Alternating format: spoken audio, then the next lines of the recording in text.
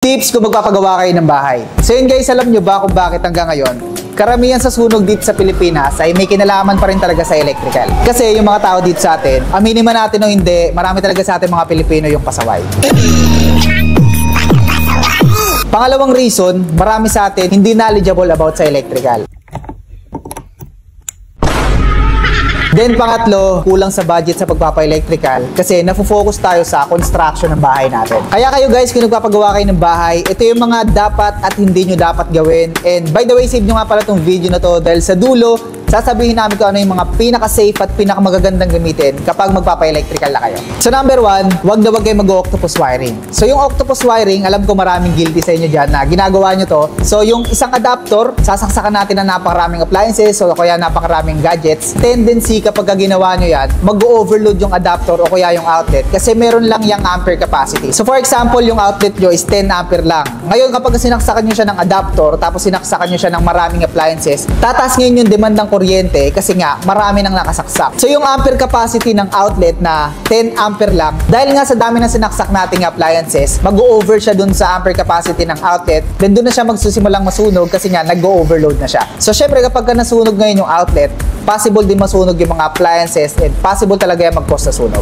Kaya lagi nyo tatandaan, yung pag-octopus wiring, wag na wag nyo siyang gagawin. Wag mong subukan, masisira ang buhay mo. So pangalawa, kapag magpapagawa kayo ng bahay, mag-invest kayo sa talaga mga branded na high quality at syempre safe gamitin na electrical supplies tulad ng wires, breaker, panel, and outlet. Kasi yung mga yan talaga yung kadalasan na pinagmumulan ng sunog, lalo na kung low quality, mabilis mag-init, at mabilis masunog yung nabili nyo. Kaya kung magpapagawa kayo ng bahay, iwasan yung sobrang magtipid sa pagpapa-electrical wiring nyo. Kasi yung sobrang pagtitipid, pagdating sa electrical, hindi talaga siya maganda. Pangatlo, wag po tayong pasaway.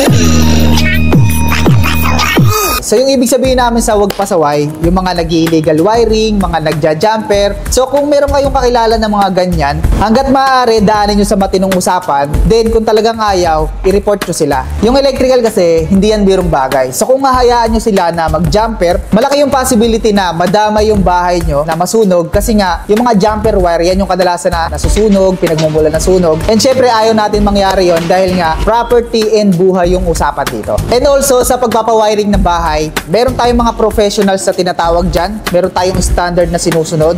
So, hindi pwede yung pwede na yan, hindi pwede yung okay na yan. Para makasigurado tayo na safe, kailangan talaga tumawag tayo ng professional na magko-compute ng loads natin bago yung actual na wiring. Tsaka kapag mag-hire kayo ng electrician, siguraduhin nyo na yung electrician na hiner nyo is talagang professional siya, license, marunong mag-compute, marunong talaga mag-wiring. Kasi kapag yung bahay nyo, winiringan ng hindi dumaan sa computation of loads, talagang delikado yan kasi possible yan mag-cause ng overload. And kapag nagkaroon ng overload, syempre, possible yan mag-cause ng sunog. So again, yan yung mga tips natin kung paano kayo makakaiwas sa sunog kapag nagpagawa kayo ng bahay. So ulitin lang natin, number 1, wag na wag kayo mag-octopus wiring. Number 2, mag-invest kayo sa talaga mga high quality at branded na safe gamitin. And number 3, wag po tayong pasaway, sumunod po tayo sa standard. So yun lang, kung nagpapagawa kayo ng bahay, ito nga pala yung mga pinakamagagandang gamitin. So kung gagamit kayo ng Bolton type na metal panel board, kagaya nito, ang pinakamagandang gamitin na breaker dito is Schneider na brand na MCB at syempre itong GE brand na Bolton circuit breaker.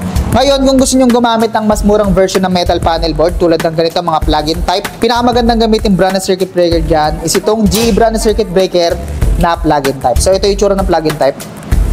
Then kung gagamit naman kayo ng mga modern type na panel na sa panahon ngayon, kagaya nito, mga miniature distribution panel, pinakamagandang gamitin brand ng circuit breaker dyan is itong Schneider brand na miniature circuit breaker.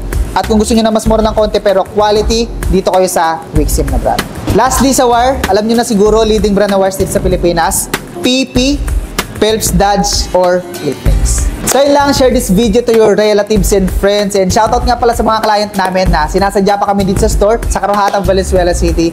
Yun, kudos sa inyo. Then shoutout din sa mga viewers natin sa mga malalayong lugar, sa probinsya, and syempre dun sa ibang bansa. Yun, shoutout sa inyo. Always stay safe, and kung meron pa kayong mga gustong itanong, i-comment nyo lang dyan sa baba.